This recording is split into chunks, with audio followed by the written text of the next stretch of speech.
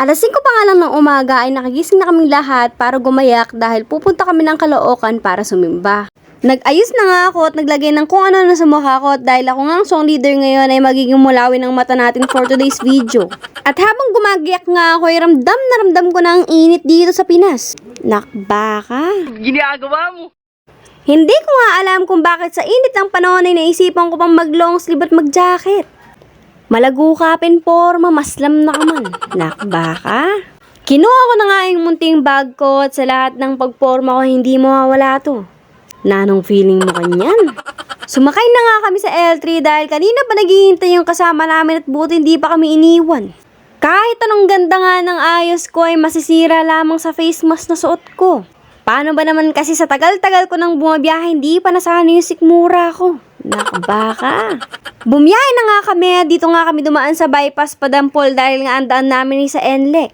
At habang nagbibideo nga ako ay nakita ko na kung gaano katirik ang araw. Maanimawas na ako na naman kilikili kanyang poto. Nakbaka. Nakapasok na nga kami dito sa NLEX at ito naman ang favorite part ko sa pagbabiyahe. Makakapagsente na naman ako.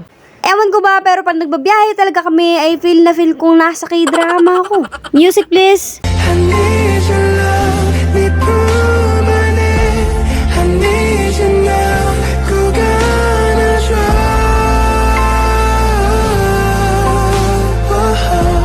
너만이 날 깨울 수 있어. Nakbaka. Fast forward, nakarating naman nga kami agad sa BCCM Caloocan at sakto naman kami sa oras ng devotion. Then afterwards ay sinimulan naman din agad ang service.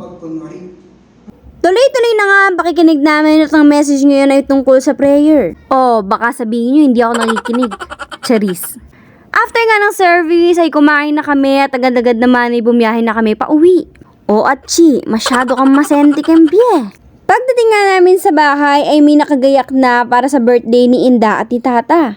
Lagi kasing sabay na pinagse-celebrate ang birthday nilang dalawa dahil magkasunuran naman sila. August 7 nga ang birthday ni Tata at August 8 naman ang birthday ni Inda.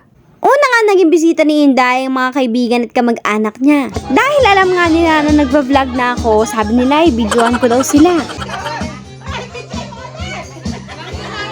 O sige, pakaginin nyo at hindi yung 5K kang Kuya Will. Charis.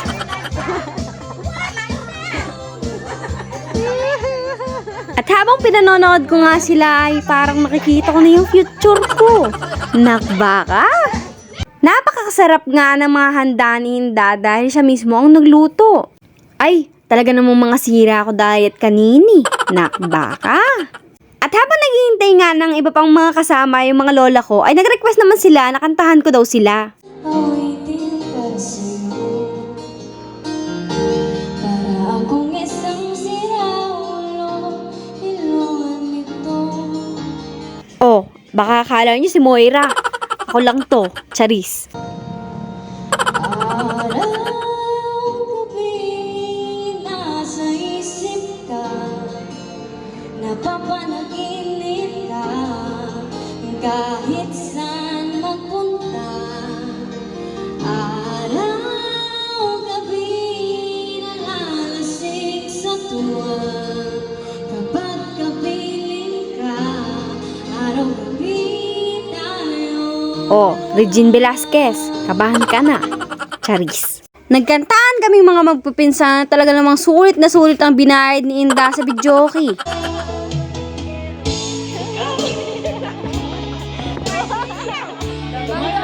Rigo, ninano ka kapatid. Nakbaka? At nung marami na dumating ng mga bisita, ay sama-sama namin pinanalangin si Inda at si Tata. Gaya nga ng lagi ko sinasabi, hindi naman sila aabot ng ganyang taon kung hindi sa biyaya at pagpapala ng ating Panginoon. Kaya marapat lang na magpasalamat at humingi pa ng mahabang taon. Amen.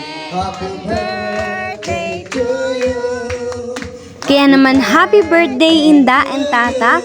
Nawa ay patuloy kayong pagpalain ng ating Panginoon, patuloy biyayaan ng mahabang buhay, ng maraming pagpapala, at patuloy kayong ingatan sa araw-araw. Manatili nawa kayong maging mabuting tao dahil marami po ang nagmamahal sa inyo.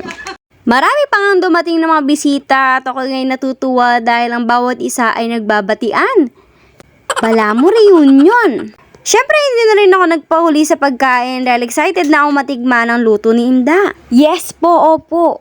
Akin po yung pinggan na yan. Ewan ko ba sa lakas kong kumain pero hirap pa rin talaga akong tumaba. Isa lang talagang tumataba sa akin. Yung bilbil ko. Nakbaka? Nakalimutan ko nga ipa-video nung kumukuha na ako ng pagkain. Nakakalimutan ko kasi vloggeris nga pala ako. Nakbaka? Tuloy-tuloy na nga ang pagkain ko pero biro talagang napakasarap ng pagkain. Hindi naman sa pagmamayabang pero talaga namang ipagyayabang ko kung gaano kasarap ang luto ni Inda. Kahit barali pa yan, talagang manyaman. Sinulit ko na nga ang pagkain ko at alam ko naman na mamaya ay sulit na sulit din sa akin ng mga plato. Nakbaka? Natapos na nga ako sa pagkain ko at dumiretso na agad ako sa kusina dahil naghihintay na sa akin yung mga plato. Syempre hindi naman na ako bisita kundi buwisita dito kaya naman tumutulong na ako kahit sa simpleng paghugas lang ng plato. At dito na nga natatapos ang video na to. Nakbaka? Nawa ay nag-enjoy kayo. Salamat!